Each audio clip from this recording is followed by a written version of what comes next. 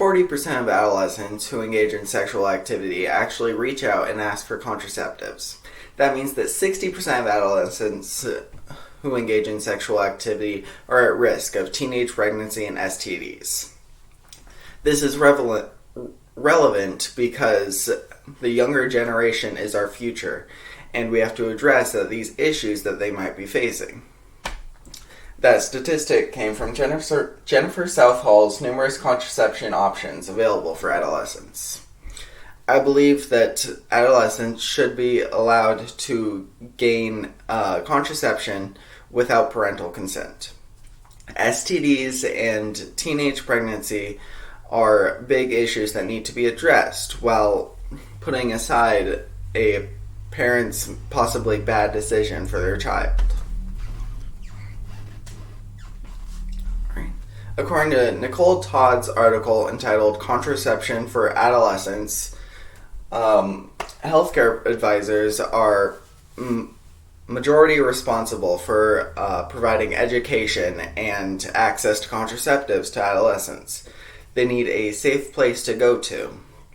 And some people may argue that abstinence is the only thing that should be taught because it is 100% effective. And while it is true, almost everyone has a sex drive, and not everyone with a sex drive wants to have a child.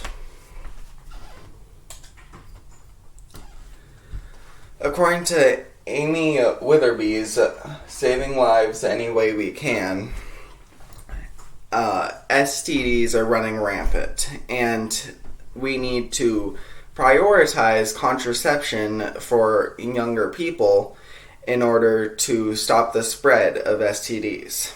The article highlights how giving condoms out in schools could help this. And although some people might be opposed to handing out condoms in school because it encourages sex, so from what they say, the risk of STD rates and teen pregnancy rates rising is more important than that of implying that you might want to have sex.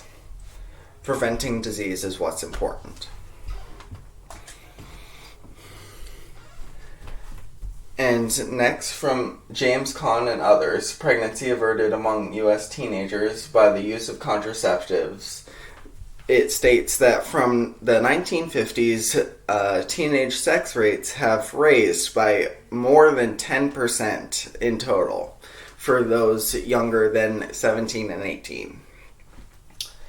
And it is an incredible risk when these rates are rising and that we aren't adjusting to them. And a quote from Del Stover's Should We Be Teaching Sex Education or Sexual Abstinence?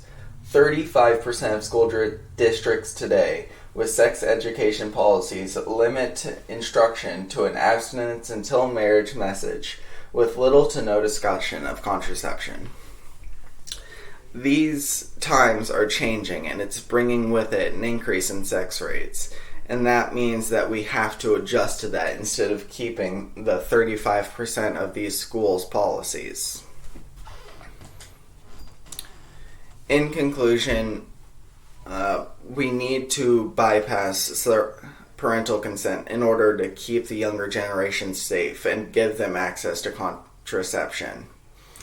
It may be something that we're not ready for, but teenage pregnancy and STD rates are not something that can wait on us. And parents need to adjust to this in order to further the future of their children.